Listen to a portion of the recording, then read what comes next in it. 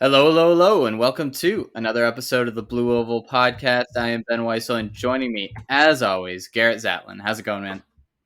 Ben, I know it's national championship weekend, or we're just coming off of it, but I just want everyone to know that Ben and I are missing the Sixers game, the end of the Sixers game, for you guys. That's how much we love you, okay?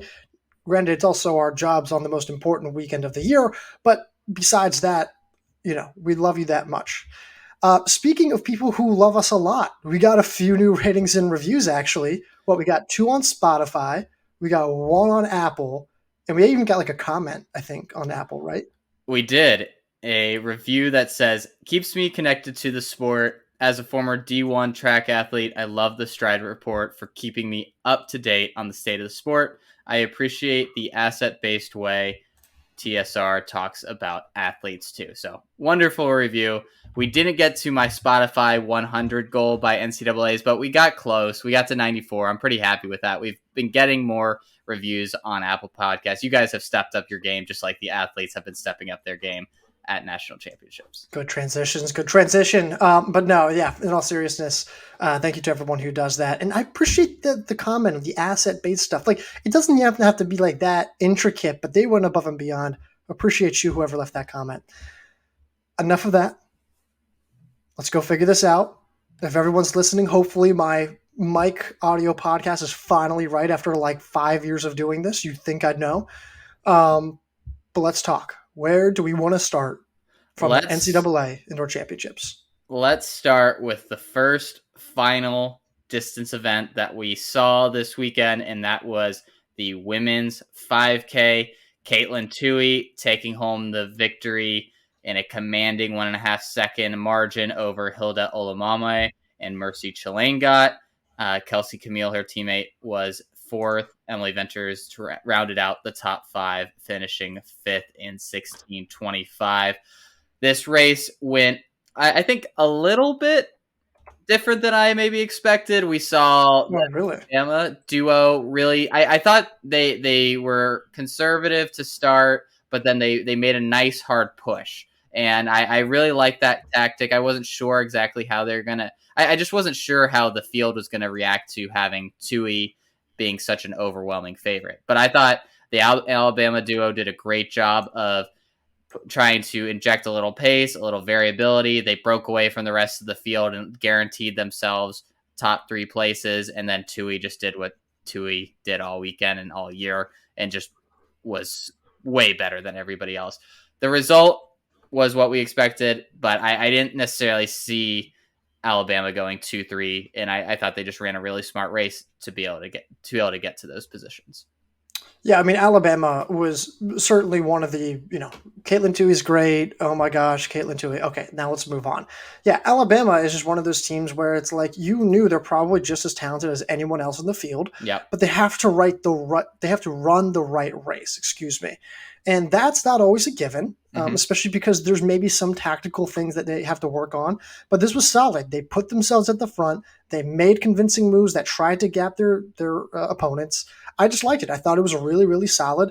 And but yeah, it was super, super, super predictable. I had Tui Alamamwe, I had Mazza Downey, Chalangot, Camille. I mean, you just basically take out Mazza Downey, Baran. I had Carter one place off. Like, Yeah. it was a very predictable race. Yeah, I thought there was a chance that New Mexico might have ended up scoring more points than Alabama did in this race. That was the only kind of surprise for me that we didn't see New Mexico as a whole do very well, but and we saw Alabama run exceptionally well. Yeah, I agree. The woman who surprised you the most. I think Amanda Vestry finishing Mm-hmm. sixth, being very Yep. close, like 2/100ths of a second away from fifth.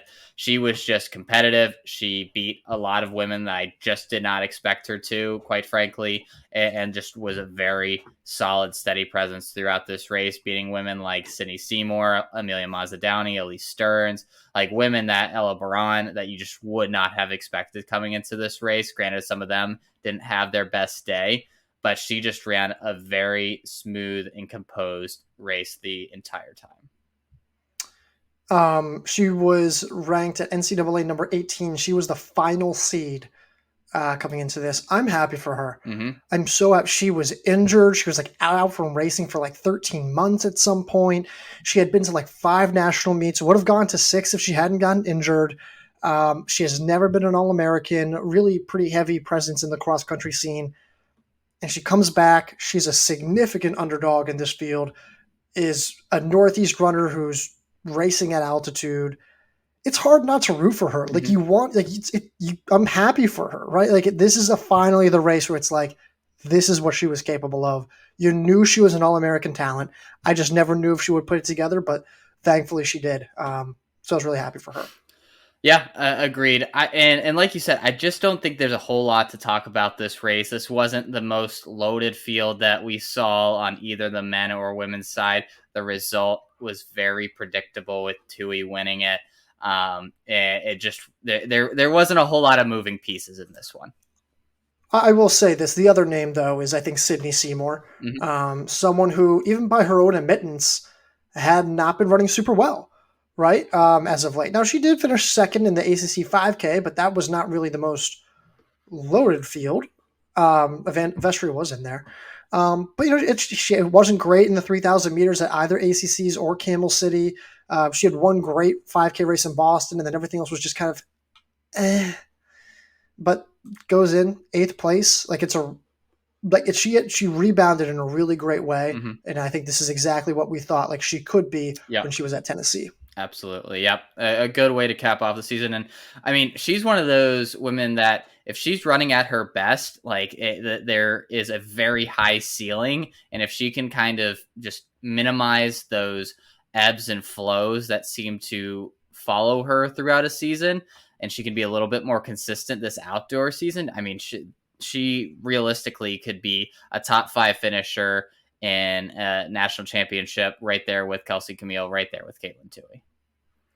I really want her to attack the 10K, but that's something else that we'll review separately. So that's it. All right, let's go to the men's 5K then, where we saw Dylan Jacobs take home his second NCAA title. Casey Klinger putting in a hard charge there at the end to finish second.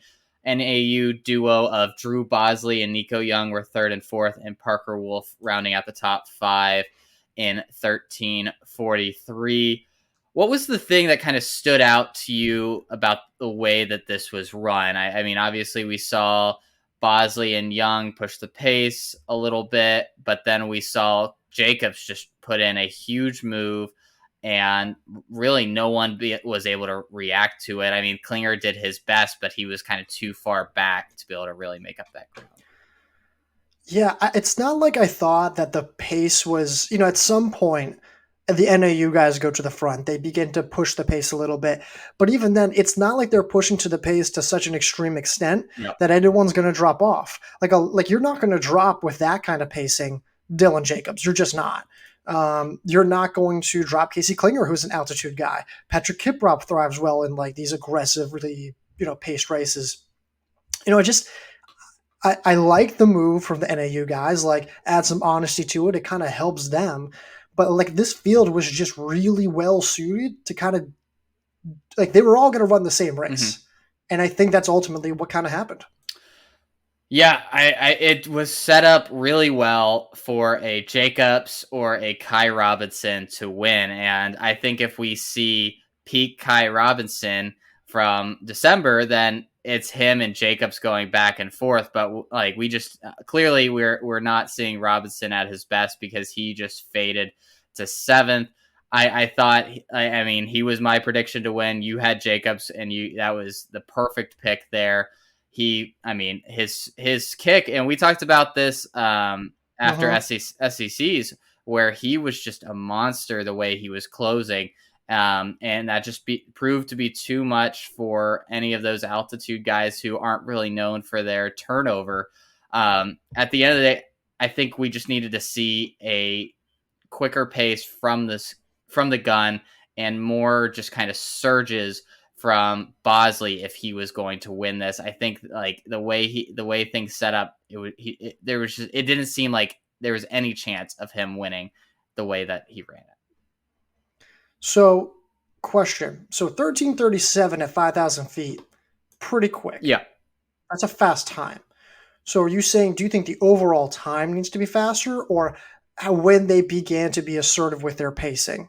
I think they should have started a little earlier, but I also think they just needed to make a like when they decided to really start pushing, like make it more aggressive. Make see if you can open up a gap, make it hurt. And maybe the overall time will suffer a little bit because you're all of a sudden like throwing in a 31-second lap in there, like but I just think they needed to try to put in some big surges, put in some real quick laps, and see if they could have gotten any movement from the pack, and they weren't able to do that. Yeah, and that's totally fair. What happened to your guy Kai Robinson?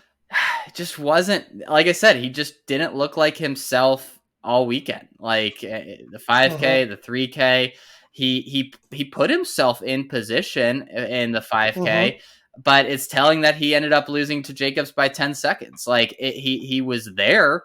It just he didn't have anything. It seemed like he had to put all his energy and all his effort just to remain in the pack for as long as he did, and he didn't have that extra gear in. And I don't know if that's just the grinding schedule that he had over the last few months of going to World XCs, coming back, running a quick 3K, then having to jump right back into NCAAs. I mean, it's a lot, and we saw that affect a few other people, I think.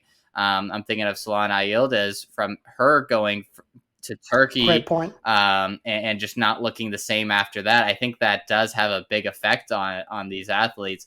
And it's a shame because I think, like I said, Robinson at his best, I think would have been right there with Jacobs. Jacobs ultimately might have won still, but I think Robinson would have been right there with him to the finish line.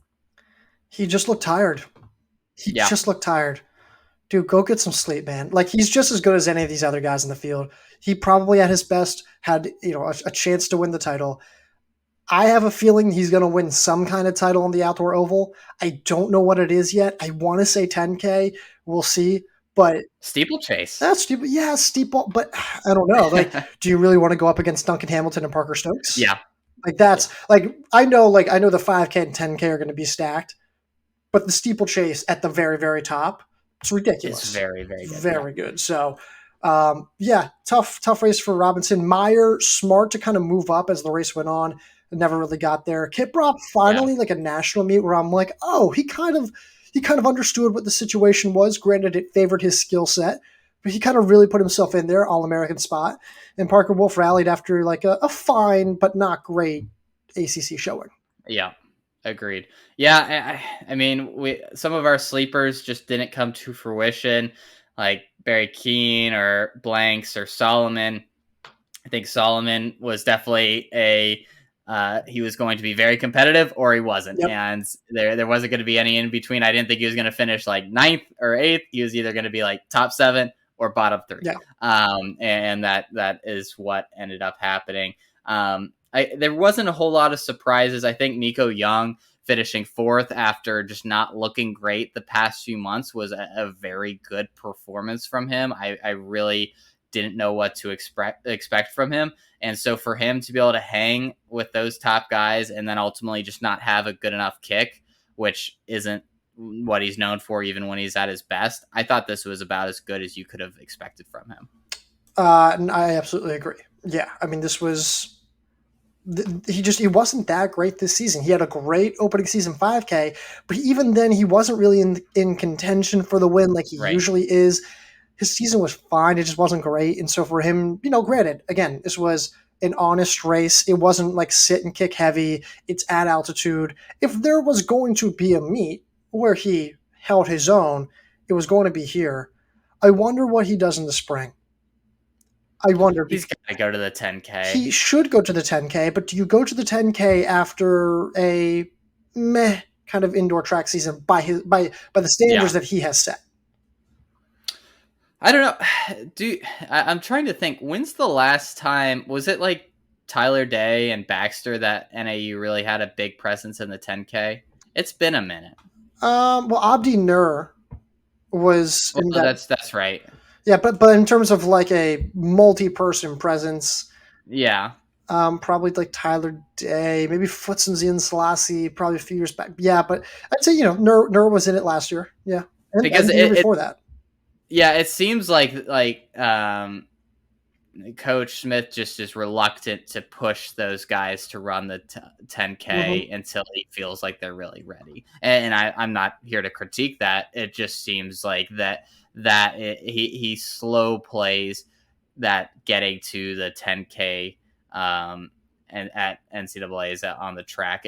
Maybe this will be the year for Young and Bosley. It makes the world of sense for both of them. Hmm. They're both strength based guys who did amazing in cross country and have looked great at longer distances on the track. So you would think that would be a perfect fit, but maybe they'll wait another year. I kind of like that. How they like, hey, you're gonna build your base. Like we can Mm-hmm. make you competitive in the shorter distances, Yeah. like the 5K, 3K, while you're building that base. And like, let's take advantage of that. And then when you're really ready for the 10K, attack it. I don't know if that's what's going to happen. But we'll see.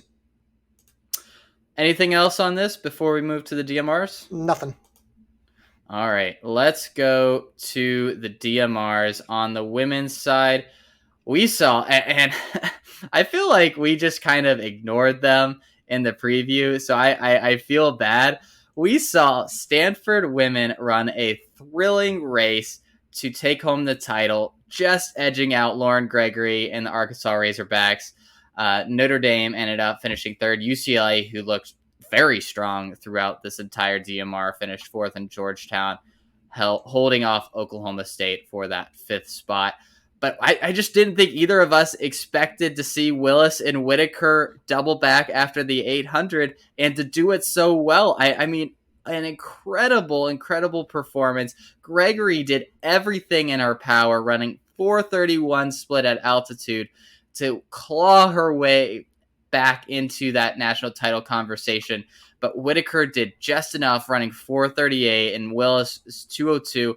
And really the star of that DMR though, Melissa Tanaka, Mm-hmm. running Yep. 323. Mm-hmm. And I think that was the fastest It split to was. put them in the lead. Mm-hmm. And they just never relinquished that. And much like the men's DMR, where there was just a lead going into the 400 leg, where you knew you had great anchors and great 800-meter runners, they just never looked back.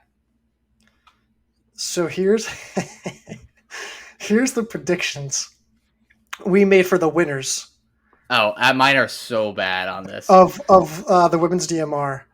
Oregon, Washington, Washington, Washington, NC State, Washington, Washington, Stanford.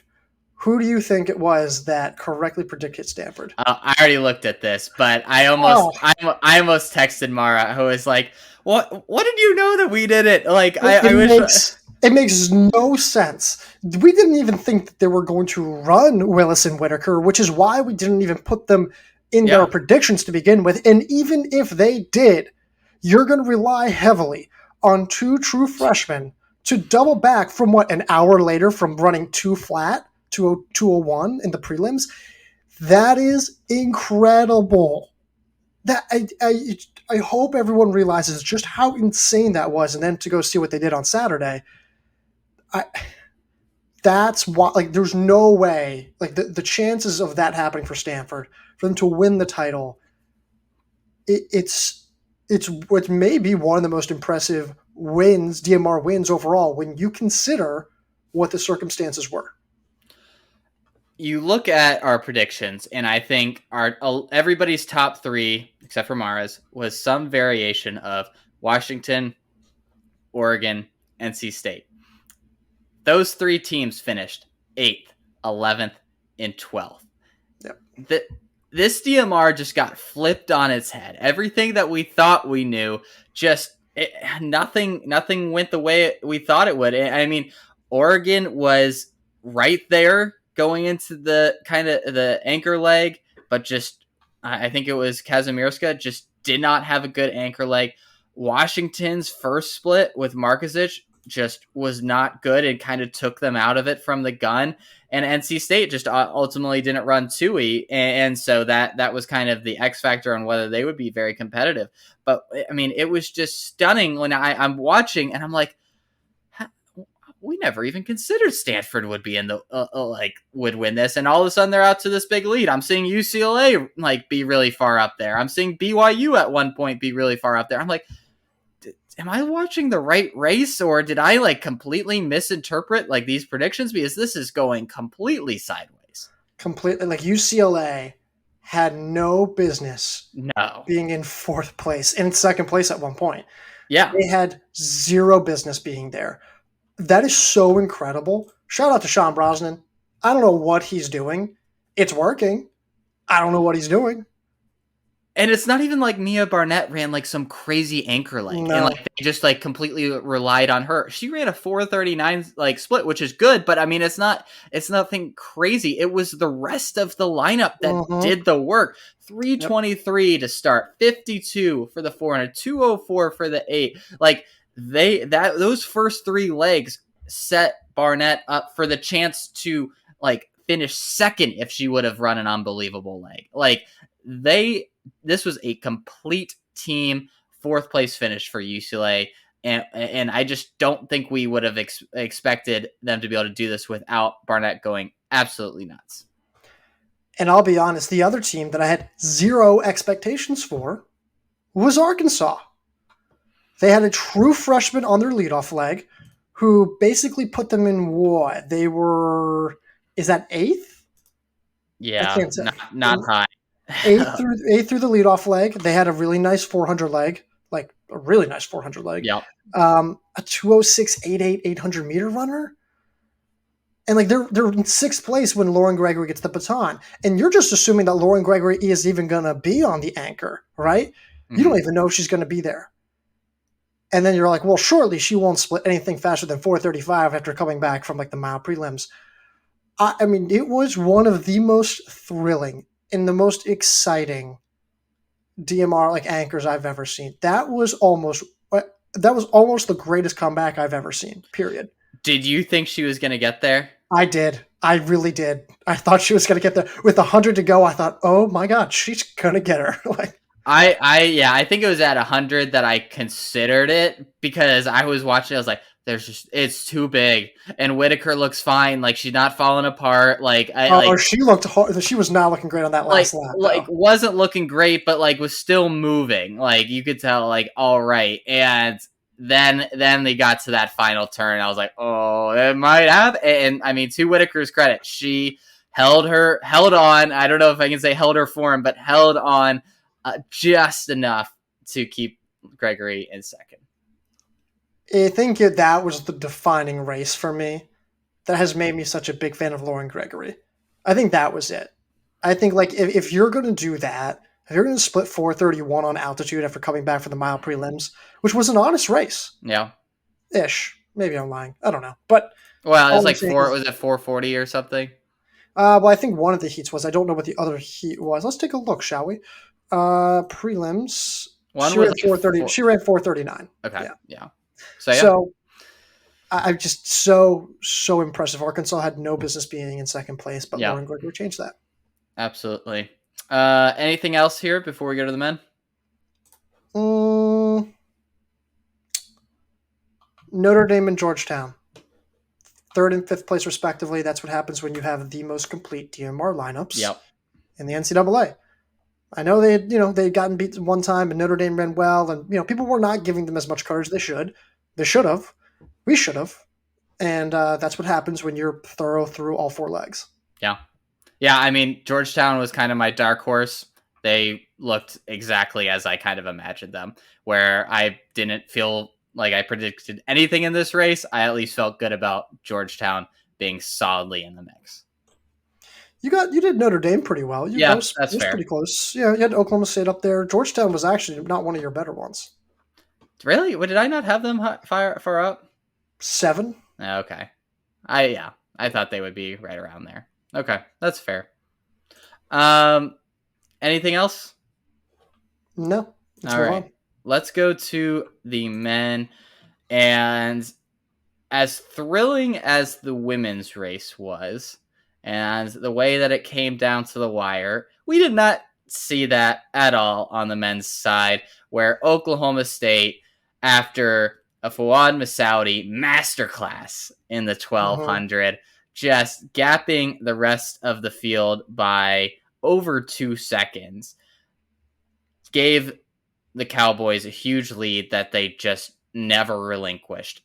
Strong 400, strong 800, and then just a perfectly adequate anchor leg that just was run in a smooth fashion that never gave any other team any hope by Ryan Shoppy. Just a complete victory for them, and they looked every bit of the NCAA record holders that we saw from a few weeks back. I'm very interested to see who chose Oklahoma State. Let's see. I did. Mara did. You I did. did. Wow. Gavin did not. Scotty did. Finn did. Ryan did not. Donnie did not. It's all those Washington guys. It's a boring race when Dave Smith is calmly sitting in his chair on the last lap. There's a video of him. And he gets up. He's like, "All right, man, come on, bring it home." And he's like, "Yeah, I mean, we were the best." Like, I don't blame him. I don't blame Oklahoma State. They were clearly the best relay. Yep. It wasn't close. Like, of course they were going to win. I don't really know how everyone else thought they weren't. That's my thing. I agree. I thought they were the clear ones. I thought Washington was going to give them much more of an effort, especially the way Wascom ran that prelim. I was like, in the mile, I was like, he looks so smooth, so good. If he's going to be on the 1200 or the 1600 leg, he is going to at least give Washington the lead or keep them very competitive. I mean, you remember when Wascom and Masaudi went head to head last time, it was basically a dead heat in that 1200 leg. But Masaudi came into this fresh. Wascom was coming after that prelim, and that ultimately was the big difference. And then they didn't have bad legs per se anywhere else, but they just didn't have any great leg to be able to catch them back up. Do you want to revisit our chat that we had? Which part? Do we want to save Which that for the one? 3K? Do we want to save that for the DMR? Well, we were arguing about the Washington expectations. That one. I just think if you have 8, what was it, sub 355 guys by the end of it, Right. 355 or faster. Yeah. Technically 7 because Alex doesn't count. Yeah. Right. Yeah. So when you have that many, like you should be much more competitive in my mind in the DMR. Whether that means like what Oklahoma State did, where Masaudi and Shoppy both scratch the mile to run the DMR fresh and then come back and run the 3K, where Washington, you have 7 guys who qualified in the mile, scratch 1 or 2 of them so that they're someone else besides Kieran Lum is fresh for that 1200 leg. Like, I don't understand necessarily the thought process, and when you have that much depth in that one event, use it to possibly win a DMR. Like, I didn't get that. Okay, so here's the thing. I agree with that. That's not necessarily what I think I was arguing about. I completely agree. Like, they probably could have been at least more competitive with Oklahoma State if they had, like, I don't know, Arenal, Aiden Ryan. Yeah. All probably would have been a really good spot on the 12. Yep. And, had him fresh. And Lum was fresh as well. They had Cass Elliott in the 800-meter prelims. They had Nathan Green doubling back to run in the 800 leg there. I don't know what he split. 148. Like, it wasn't bad. Yeah, it's actually pretty good. Yeah. No, it's actually pretty good. Like, but it was the first leg that really killed him, I think. Yeah, I mean, also if you're Wascom, you can't come off the prelims and be like, put me on the anchor, and then get smoked in the 12. Yeah. I mean, he's crazy talented. He had an amazing season. It's just like, whoa, it's like, what happened there? Here's the thing. I think Washington actually, all things considered, ran very well. I think Wascom doubling back, running poorly, Nathan Green doubling back, Lum really being the only high impact leg that's fresh, and they still get fourth after a DQ. Mm-hmm. Like that's not a terrible performance. That's a good performance, and that's what I think you and I are arguing about. Yeah, I just again, when you have the kind of season that they did to finish fourth, granted it was a very close fourth. Like they were very close to second, but miles off of first.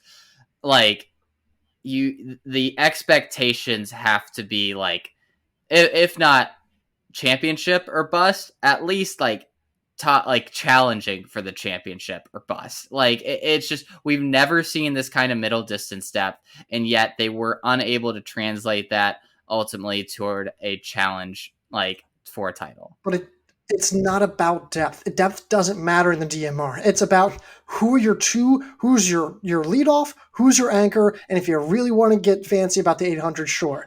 But that's all it is. It's who has the highest top tier firepower. Yes, but I guess, I mean, they did have like depth in front end firepower. They had multiple guys who ran 352 or faster. Like that. They have way, like, if you stack up, I mean, obviously you look at the performance list in the mile, you see that they clearly have as good of top end talent as anybody, and yet it wasn't even a conversation after the first leg whether they would win or not.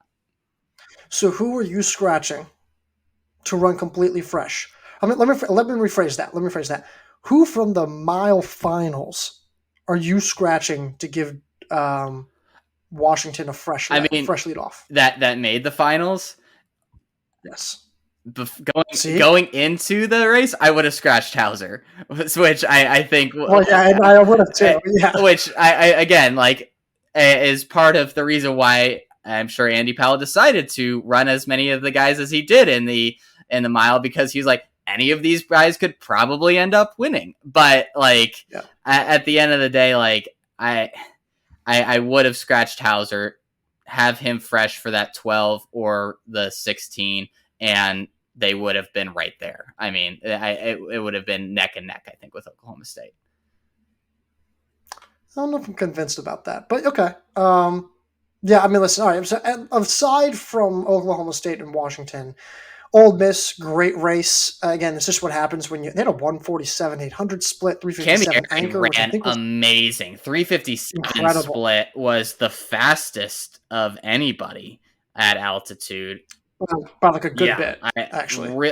That was kind of the performance that I was expecting from him coming off of cross. Like, to be able to run, like, I mean, that's what, a 355, 350, maybe four-ish conversion. Like, that was the kind of performance that I was expecting, and he came through in a big way, because I mean, they were 5 seconds back of Oklahoma State after the first leg. Like, Shane Bracken was all right, but it was the rest of that lineup that brought them back and ran exceptionally well. Wisconsin, very thorough throughout the entire race, up to Holly Hassan. Apparently goes out, according to John Galt, who spoke to McBride, goes out in 48, because it makes sense. You're like, wow, they really made up that gap really quickly. Yeah, because he went out in 48 seconds and then, died to a 59-second last split, which is actually not that bad. It's actually pretty impressive.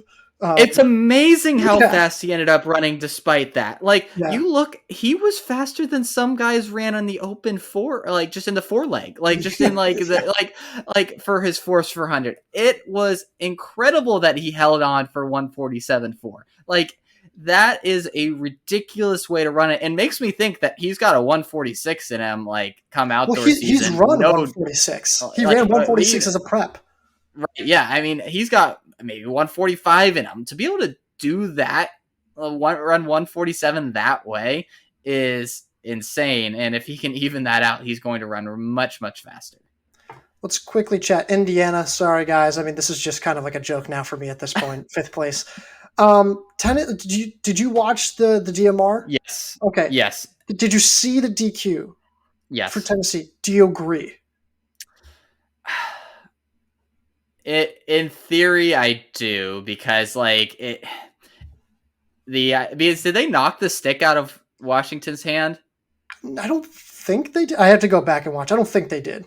I could be But I wrong. I mean, don't know. they like, I mean, Abdallah like really elbowed, like, I guess it would have been Lump, but Um, it wasn't intent. It was just racing. And I think that's the point Carlson made on Twitter too, was just like, he was just pumping his arms like you would if you're running fast. Um, but then when you slow it down and you look at it like under a microscope, it can look a lot more than it actually is. So I'm going back and forth on it. I didn't think they should have been, but I can understand if you're looking at the letter of the law and looking at it in a freeze frame, how you could come to the conclusion that NCAA did. yeah, like there was no intent behind it, No, and we'll talk absolutely about. none. And that's the thing. Like, there's a difference. There was two DQs, Yep, one with intent, one without it. This was the one without intent, and it exactly. also didn't really change. Like, it wasn't going to change anything. And they ran great. They ran exactly how I thought they would. Like, Kanan Anderson was good enough on that anchor or on that first leg in the 1200. They had a great 400. 800 was really good, and then Abdallah ran a really smart race to It close, did. and they would have finished fourth. And I mean, they did almost everything that I kind of expected them to do. And so it was a shame to see them not be able to reap the benefits of that. The other team that we talked about coming into this was Villanova, Oh, and they got screwed by. I mean, when you I don't know what watch, happened, man. I like when I saw that, like, they showed like a replay of Charlie O'Donovan getting a shoulder right to the chest because a pole vaulter was standing in the middle of lane one when the DMR was coming around. And I just, and the commentator's like, wow, that pole vaulter really shook it off to like be able to make his jump after getting hit. I was losing my mind. We're talking about a pole vaulter is the victim of standing in lane one while a race is going on, and I think may have. I mean, maybe it didn't have as big of effect, but may have ruined Villanova's chances at being competitive in this DMR. So first off, it's Sondre Gonserman. Gonserman. I've I always have no messed up idea. his name. He's a superstar pole vaulter. Like, he's in the running for the Bowerman. Like, he's incredible. So maybe they're like, look, let's give him some love there. But when you watch him get hit, O'Donovan, Charlie O'Donovan of Villanova, he still stays with the group. Yeah, He's still running with the group for like 2 or 3 more laps, and then he begins to fade, and then he fades hard, hard. like really hard. And it's weird because you think, like, okay, if you're gonna fade that hard, you're probably doing it pretty soon after you just get your shoulder blown into your chest as you're running. But I don't Sometimes, know. but the amount of energy that you have to expend to after, like, you have to basically almost restart your race again. Like, you've lost so much momentum, you're putting in so much more energy just to stay in there, and that tax is not going to hit you until later, especially But at altitude. he was still within that pack, and that's what I'm saying. Like, he was still, like, he got hit, but he's still in that pack. And I And guess I'm saying he probably had to use a ton more energy to stay in that pack after getting hit because of that. I don't know about that. I don't know, because like he was already on the inside lane. He was already in the middle of it. I don't think it like completely like I don't think he fell. I don't think he No, got knocked down. I don't think he got pushed back. But I don't know. yeah, Very odd. Very odd. So. I was very disappointed because I wanted to, like, we both I think wanted to see Villanova very competitive in this race. Mhm. Indiana was great. North Carolina very good to finish sixth, and then I think no real big surprises besides Wisconsin ending up third. No, this was pretty straightforward. Obviously, I think we thought UNC could be a little bit better, especially with them being fresh going all Mm-hmm. in. But no, this is about right. All right, let's go on to the next event, which is the women's mile. And this was a thrilling race as well. We saw Olivia Howell. I mean, you mentioned dark horse Olivia Howell, I and did. I was like, you know what? It's a good pick because I think she'll be an All-American because she's a smart racer. But I was like, she just hasn't run fast enough this year to be considered a challenger. And lo and behold, runs 4:34 at altitude to beat Lauren Gregory, Flamina Asicall, Margot Appleton, who also had an amazing race, and Maya Ramsden, who was fifth in 4:36. Amina Matu, I am just going to scratch my head about her decision to open the race in 67 Yep. something. I was just she's a good 800-meter runner with a good kick. You don't have to do this, Amina. Yep. Why are you doing this? I don't know. You could have been Olivia Howell. And because she went out hard, I think she paid the price and just was not able to go with the main pack once they went past her, and that ultimately was the difference. But how what a performance! Heartbreaking for Gregory, but Hal was absolutely incredible over that last lap. Um, Anna Gibson ran 4:37 on this track back in late January. She ran 4:37. She got a 4:31 flat conversion, so she lost 6 seconds, 6.03 seconds. Let's just say it's 6 seconds. Call it 6 seconds. Hal basically ran what, a 4:28 conversion after what, being the 20th seed, the second to last Yeah. woman into this field, running what, 4:33, 4:34, like 4:33.77 at Notre Dame.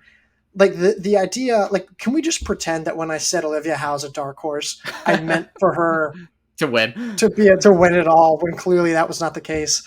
Agreed. Matu, I don't really know why that was, like, why that was not necessary. It just wasn't necessary at all.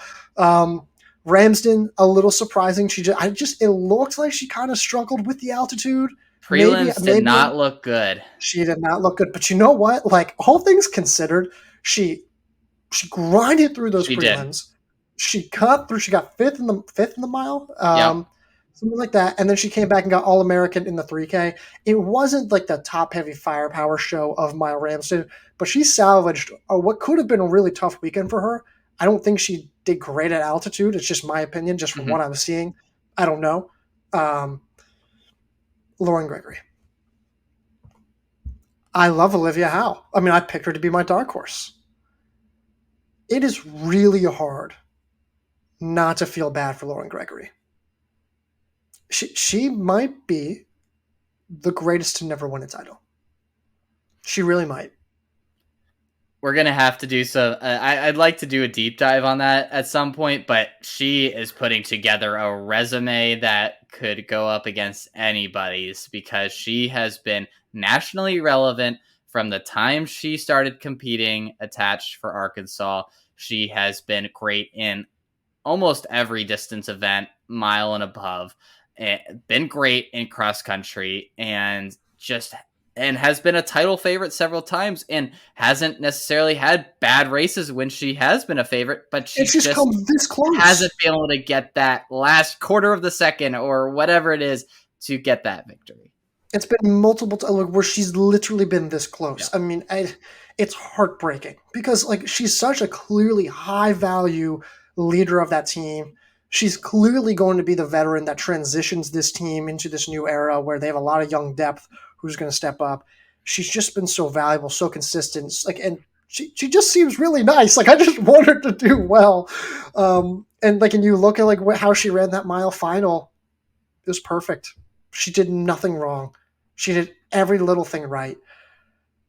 I think we're going to reward her quite a bit in our rankings. She's already ranked very highly, but I think we're going to reward her. I'm really hoping that outdoor season goes well for her, because she is title worthy. She is.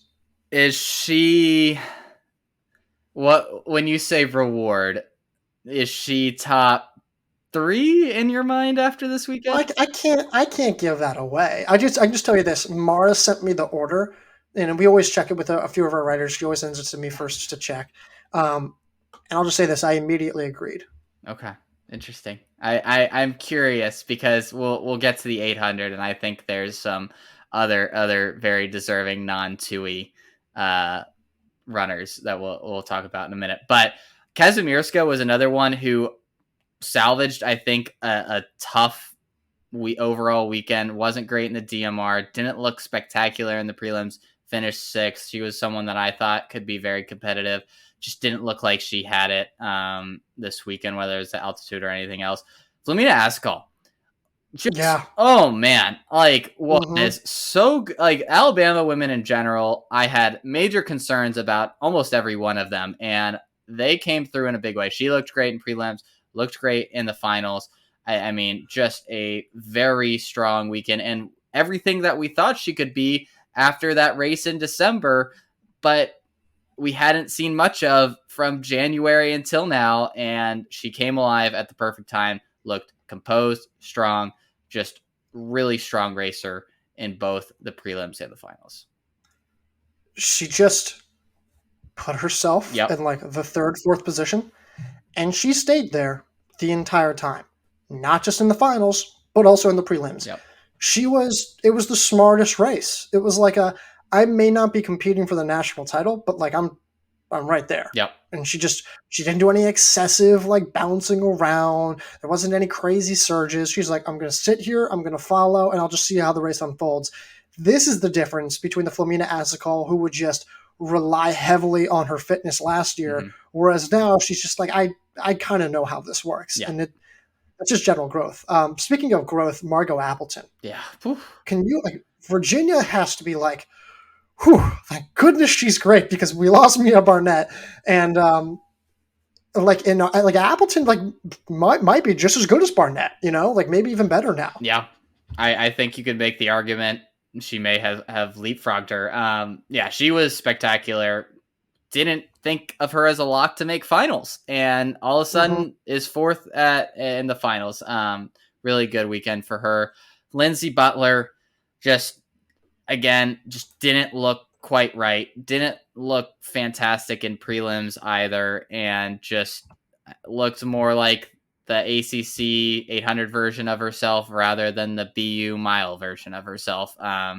I don't know what we can attribute that to, but just not obviously her best day. Um, she what I like about Lindsey Butler, other than her being a hokey, is she just has a very good sense of humor about these things. Yes. So on Mm-hmm. her Instagram, she posted something, and one of them was like, her three regrets was one, wiping out on concrete not even 10 minutes before my mile final. So like, which is kind of funny. Like Not obviously ideal. not ideal, but like it happens. Yeah. She's going to be back at the 800 in the spring. I feel fairly confident about that. She even kind of like recognizes like, yeah, like moved up, you know, but you know, it is what it is. So I can't wait to see her go up against Rose, Willis, yeah, Whitaker in the spring at some point. That's going to be a lot of fun. Anything else before we go to the men? nope. All right, the men's final. So my wife decided that this was going to be our weekend to be social, and we are not very social people as it is. So I was like, oh, "Are you kidding me?" So we were just going to different places. It's St. Patrick's Day, like parade and everything here. So we were going to a party downtown, and then we were coming back from another thing. I all this to say, the men's mile was going on, and we were driving somewhere, and I was like, I gotta pull over. I'm sorry. This is this like thing. This is. I was like keeping an eye on it Oh on the my god. side while we were driving, and I was like, sorry, we're pulling over now. And I just watched in awe as Luke Hauser Luke Hauser. won the mile at the NCAA Indoor Championships, holding off a hard charging and like potentially, if you give him 2 more meters, NCAA champion Isaac Baston. Anas SIE looked great, finishing third. Wascom looked like he nearly made the perfect move to get past Hauser, and if he had, we're talking about him as a 2-time NCAA champ. This was a thrilling race. We saw all the best guys run well, throw heavy punches at Hauser, and Hauser responded. This was a incredible performance, one of the best I've seen from a guy who just has not been at this level, like in terms of NCAA performances in his career. I don't think this race really like tells you a lot about like someone's like how good they are or are not. I do, however, think it tells you. I think it A validates your fitness, and I think Mm-hmm. it B shows you how good you are tactically. Luke Yep. Hauser ran that 352 mile just before the Nationals. So I was like, okay, that's fine. But what is he going to do to back that up? Because he hadn't Right. really, he had a good season, but he hadn't really had a great, the 352 season. Hmm. The way that he ran that mile final may not reflect 352 fitness, but he positioned himself perfectly. He just kind of inched further and inched further. He never let anyone in. He basically blocked off Wascom, his own teammate, He from did. coming along. And if he doesn't block him off, He does not win. he does not win. And that might have been the biggest move there.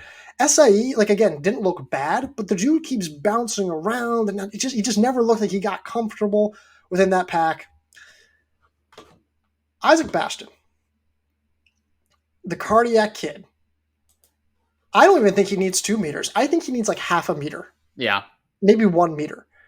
0.03 seconds behind. You like Luke Hauser celebrating Yeah. as I he. also think if Hauser had just like nose to the line, would have won by more, but he was getting real excited a little early. But I don't really blame him. Like Oh, I don't either. how could you expect Bastion just to be a rocket on the inside of the rail? Um, Bastion seemed like pretty upset afterwards, which I was like, why? Like, dude, you had like the race. It was the one of the greatest races you ever had. Yeah. He was phenomenal. The rest of the field just kind of performed how we kind of thought, and then that was that. Yeah, I thought Brian Fay would end up being a little closer. I also thought this race would just be a little bit quicker. I mean, they didn't go out very hard. I think it was a 65 through 409, 207 at 809, and then they obviously closed very, very quickly. I also thought we would see more team tactics from Washington, which Mm-hmm. we didn't see a whole lot of. They like Wascom was very content to sit in the back for a little while before making a few nice moves to put himself in position. And then Van Open not running obviously limited the field to 9, gave everybody a little bit more room to breathe as well. But yeah, I mean the main guys that we thought were right in there, and it really was one of the most interesting, funnest races I've seen for a while. I always loved the mile, and this really I think lived up to it. Thomas Van Appen has to be kicking himself right now. I So for know. those who don't know, broke his toe 600 meters into the prelim. Somehow still got a time qualifier. We reported that he was out. ESPN decided not to attribute that report to us, but so what? Anyways, but um, but yeah, I mean, like you look at this race and you're like, oh my god, this is a Thomas Van Appen race. Like this is exactly the race that he would have loved. There's a part of me that's like, what if like could he have won this race? And I don't know if that's totally unrealistic if you are fielding a tactically sound, 100% healthy Thomas Van Appen. Yeah. And I mentioned this in our Slack, but that second heat in the miles prelim was the easiest Mm-hmm. race to qualify in for finals that we've ever seen. Givens did not start, which meant there was only 7 men on the line. The previous heat had been won in 409, so you knew that they were nearly guaranteed a time qualifier, and there was only going to be one person that did not make it. To finals, and that ended up being Aiden Ryan, who also probably would have liked to have been advanced after Van Open was scratched. I don't know why they didn't necessarily add It's somebody, but because you can't like once the fields are finalized, you can't they go can't. back and say, Okay, yeah. So interesting. I don't know why, but Yeah, so we could have had another Washington men in the finals, but I mean overall, just a very exciting race. We saw the depth of Washington come through, finishing 1, 4, 5, and 8. Nearly exactly what I think you had predicted 1, 4, 5, 7. They were very good. I did not expect Hauser to be the one to lead the charge, but when you have that many 352 guys, you never know who could be the NCAA champion. you never know. It wasn't like when you're watching that race and you see all four Husky singlets in there, you're like, okay, any one of these guys could win. Like it's not until you see them all on the line where you're like, all right, any of them could win, and it was Yeah. Hauser this time. Yeah. So Let's go to the women's 800, which again, another exciting race, and we just saw, I think, I mean, they were already big names, already big stars, but this was the making of the Willis Whitaker star duo. I think this was their big coming out party, running 159.9 and 2 flat 05 to go 1-2, tracking down Michaela Rose, who ran great to run 2 flat 0.85. Claire Seymour doing what Claire Seymour does, finishing fourth, just misses March. Mrs. NCAA champion. She is just right there when it matters the most. Sarah Hendrick rounding out the top 5 in 203.21. So I know the women's side this weekend was all about Caitlin Toohey, 2-time NCAA champ, 5K, 3K.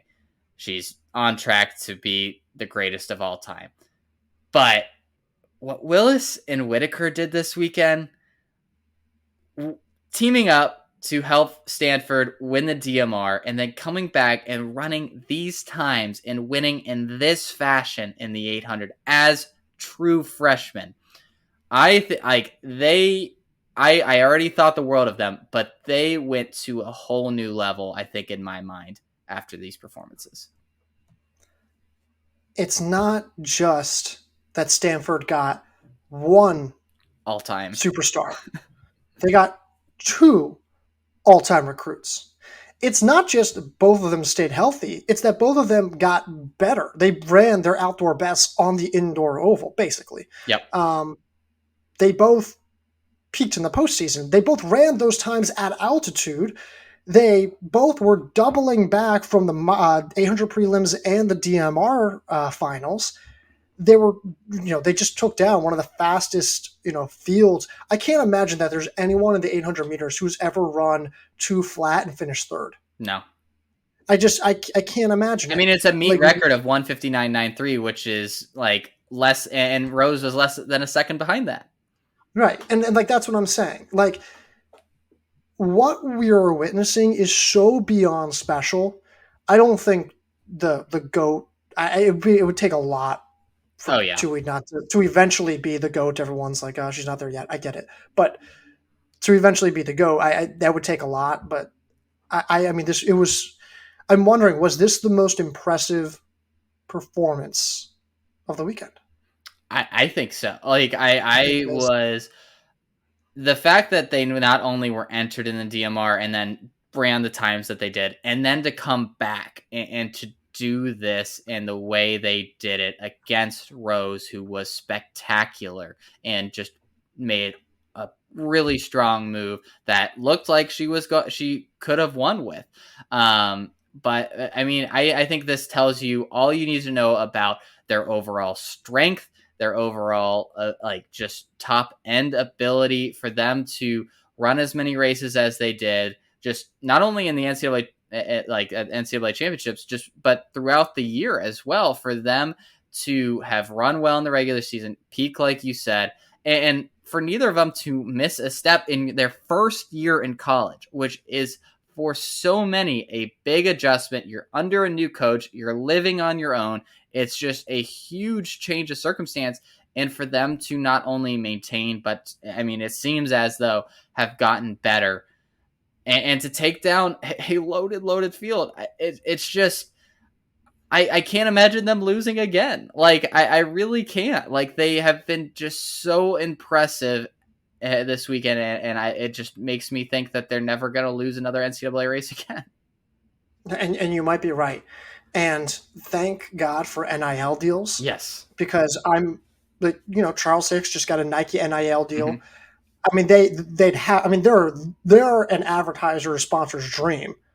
And I'm sure they're thinking, okay, so we can train and race together, get our degrees together, we can dominate the NCAA together, and someone's still going to give us an NIL deal. Yeah. They're like, yes, sign us up. Like, we're also going to get our degree from Stanford. Like, yeah. Like, well, I'd take that deal. It's going to be incredible. I mean, at this point, their eyes aren't going to be, I mean, obviously they want to do well in the NCAA, but their eyes are at the Olympics in 2024. And the U.S. is shaping up to have the 800 dominated for the next like Mm-hmm. 6 to 8 years. Like Yep. it is going to be. I mean, it should be an incredible lineup in the World Championships and Olympics for the next few years, and Willis and Whitaker are going to be part of it. How old are Willis? Are they 18?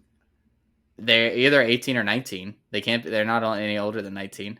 If they're both 18 and you say like, oh, another 6 years, Yeah. they'll be 24. And Mo's not that old either. Like Mo's what, 21? No, yeah, I don't know. Like all of BYU's roster is like way older than that. So like it's, I'm sorry, that I couldn't help it. I had to do that one. But not the point. All I'm saying is that they're going to be dominant for so Next decade. long. They will. Yeah, I mean that's so insane. The Rose though, like what a great race! Like what a really great race. She was I so good. wish she maybe waited a little bit longer to kind of make her surge to the front. I mean, but how can you argue with what she did? You can't. Like any other race she wins. I can't imagine any other race where she loses. Like Aaliyah Miller had the meet record before. It was 2 flat 69, and Rose ran 2 flat 85 at altitude, which is better than that. Like she was awesome. She threw in a 29-second from 400 to 600, and that looked like that was going to be enough. And she didn't fade that badly in the last lap, but I mean, Willis and Whitaker were just better. I just don't think there's anything more to say. That's just kind of how it was. Yeah, and the rest of the field was good. I mean, Seymour to Nielsen all ran 2:03, and like they were all right there. Like they were very much bunched up 4 through 7.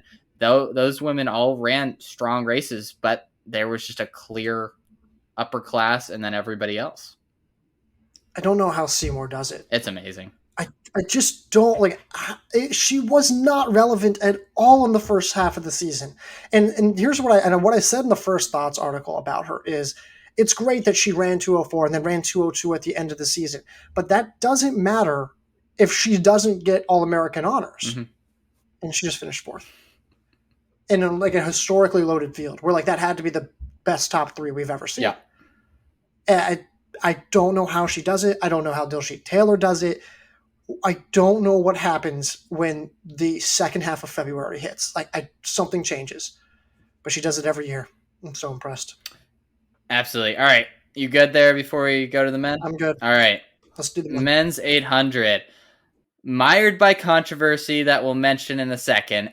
Yusuf Bizimana ultimately is your NCAA champion in 146.02. Teammate Creighton Carrozza second.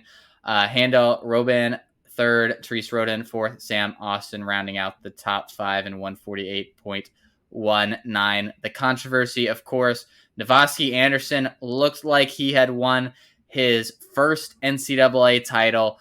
Looked super impressive after going out very quickly behind a hard-charging Therese Roden. But he did, and I think we both agree, looked to impede Bizimana right in the last few meters as Bizimana was gaining on him and was ultimately disqualified for that, despite, I think he ran, 145, 9? Something like that. So fast. He looked every bit the guy that we saw at the end of last spring. And unfortunately, one mistake that he made was just fatal and just stripped him of his title. 2 things here. One, it's a foul. Yeah. It's a foul. I picked Navasky Anderson to win the national title. You picked Yusuf Bizimana. I did. And when he gets in front of Bizimana and they both get across the line, everyone in our Slack channel knows of like, oh, that's going to be a penalty. They raise the yellow flag. Yeah. You know, I'm typing, gosh darn it, which is not the words I said. But like all I'm saying is like, you just kind of knew. You just knew like that's going to be a DQ. You saw the yellow flag go up and it was kind of like, yeah. I think they're going to call him on that. Because remember what I said about intent. Yeah. He looked, saw I was going, I'm just going to step over here. Do you think he needed to? So that's what I was going to ask you. That was my second thing. Do you think he needed to? I don't think so. I think he did. Okay.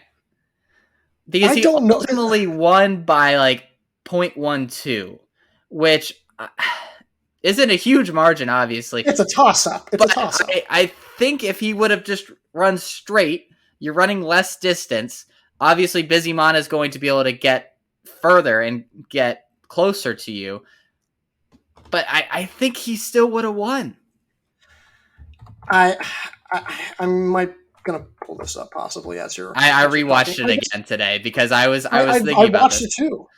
I watched it too, and that's the problem. It's like I've watched this multiple times, and I still can't figure out like what I still can't figure out what it Yeah. was. I mean, So we'll never know because it would have been extremely close if he didn't.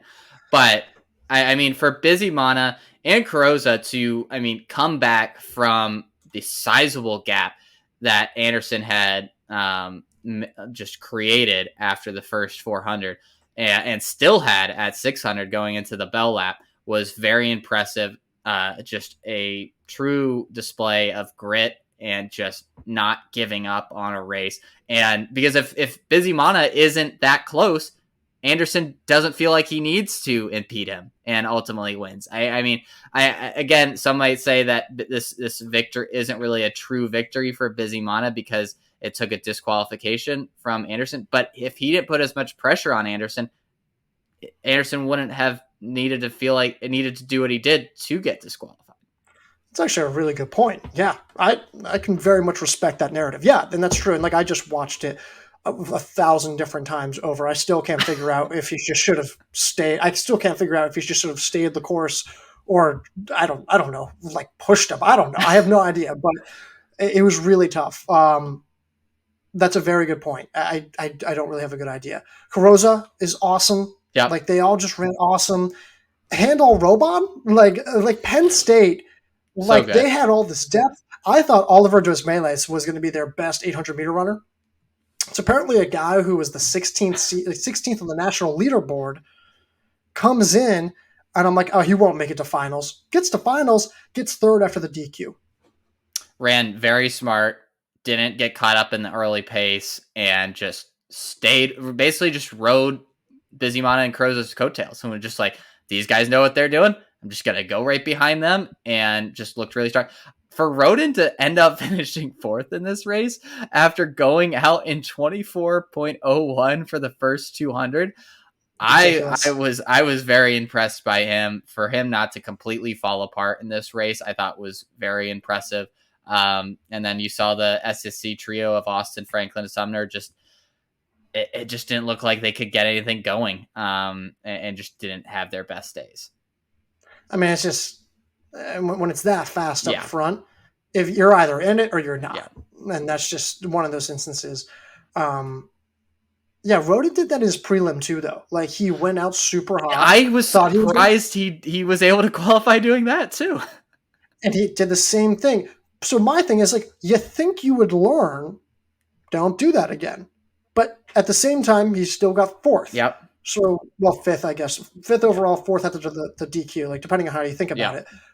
But like, so it's like, okay, like how critical can I really be if it kind of works? But I guess like my argument is how much better could he have been? Yeah. Yeah, I mean it's clearly worked for him. I mean, it worked for him at ACCs, worked for him to get to finals, and he did pretty well. All right, anything here before we go to the 3Ks?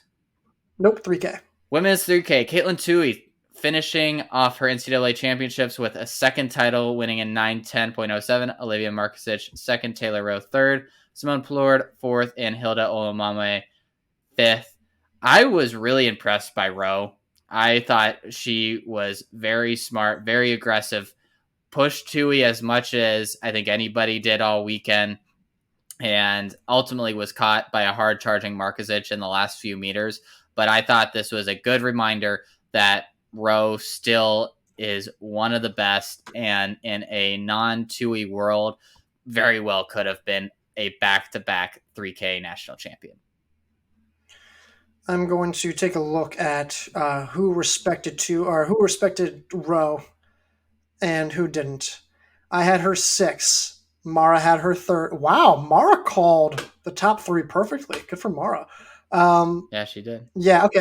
Everyone had Roe. I had Roe fifth. Actually, actually, everyone respected Roe more than I did, so I should stop talking. But Gavin yeah, had her second. honestly, what's Gavin that? had her second.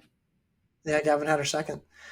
Um, I don't really have anything to say about this field. It's just kind of like, yeah, that's about right. I didn't watch I mean, this. Ford was great, Yeah, but I didn't watch this one live, so I rewatched it again today, and yeah, it just was so predictable. Like I watched it knowing the result, and I'm like, even if I didn't know the result, I think I could have told you with like 4 laps to go. yeah, I think the women who we thought were going to be all Americans were all Mhm. Americans. Maybe not in the order that we had, but like, man, there's a lot of women here where I'm thinking, like, man, did they get that right? Like, we got probably a lot of them right. So, yeah, McCabe was a little further back than maybe I expected. I thought she might yeah, and then challenge, like, be right there with Rowe, but I mean, still, she finished sixth. like Chilling got an 11th, not great, but like if there was a race she was going to run well, and it The was going to be in the 5K. 5K. So, um, Matug doesn't double back very well. Understandable after being so aggressive in the mile. But that's kind of it. Like that's just it was just the most boring. Like, and the worst thing is that like I'm just watching that before I have to go out and grab food before the men's races start, and I'm like, I kind of know how this is going Yeah. to happen, but I have to sit here and watch it. And that's just kind of how it was. Yep. I agree. There really isn't a whole lot to say about this one, unfortunately. Yeah. On the, That's all it. right, on the men's side, I said it, I predicted it, this result, and then I doubled down on it after the DMR with his 1200 leg. I was like, there is no chance Fouad Masaudi is not winning this, and it was a lot closer than I thought it would be. But he ended up taking home the title over Drew Bosley. Jackson Sharp having the race of his life, finishing third. Casey Klinger having a very strong NCAA championship, punctuating that with a fourth place finish, and Alex Mayer finishing fifth in 750.74. But this was a really impressive race, I thought, by three different men. I thought Sharp was very lively, made some really good strong moves. I thought Bosley Yep. was very, very good to open up the lead that he did and look like he had a great chance at winning coming into that last home stretch. And then Masaudi hanging tough, even when Bosley was putting on the hurt with like a lap or two left, and especially on that back stretch, it looked like he might have let him go, but he grit his teeth, put his head down, and squeaked by Bosley to get that win. I thought that top three was exceptional. I think all of them should have been very happy with their performances. They just ran great races. Like they all kept to their own. They were willing to make brash Mm-hmm. moves, and like when it's this field that's this tight up top, you sometimes have to take these like little minor risks, like tactically, in order to potentially give yourself an edge. Bosley did it by like moving when he did. Fawad did it by like trying to time his kick correctly, which he did perfectly. Sharp was like, I'm just as good as you guys. I'm going to stay right with Yep. you, even though he's seated much lower. Like, these are really good performances, not just because of the times or where they placed, but because of how they did it. Um, Credit to you, man. Masaudi. And I was this close to picking Masaudi, but I was like, you know what? It's Bosley's time. And it looked like it And nearly was. and it looked like it nearly was. And Masaudi has just been so complete. He's been he's done nothing. He's tactically perfect. I just don't know like what the flaw is against him. Which, as you and I were arguing about in our Slack page, had it involve the poll to the rest of the Slack, I'm pretty confident I won that. You did. It Yeah, wasn't as big of a margin as it last wasn't. time we No, it did wasn't. that, which Yeah, made me feel a little bit better about myself. We were accused of fighting like an old married couple, which we do from time to time in the occasionally. Slack when we're passionate We did about. it a lot this past weekend. I just want to say. Hey, you got like the athletes are raising their level at NCAA's. We're raising our level and passion about our takes when it comes to NCAA performances. The So most trivial stuff. Yeah, exactly. But yeah, at this point, I don't know what his ceiling is. Like, he has No. blown the doors off every single expectation you could have for him, starting in November until now. In this like 5 month period, he has gone from good depth piece for a good Oklahoma State team who has run some decent miles and should be competitive in, we would think, the mile, to someone who is an NCAA title contender and a should be one of the favorites, if not the favorite, every single time he steps on a track. It's an incredible evolution for him, and I am really interested to see what he does this outdoor season. Whether it's the mile, whether it's the 5K, whatever he does, he is going to. I at this point, I just don't think I can bet against him. Do you think he's going to do the 15 or the 5K? I mean, his mile times this year weren't like wildly fast. Although he had obviously his 1200 legs were exceptional. Um, 354 is pretty good.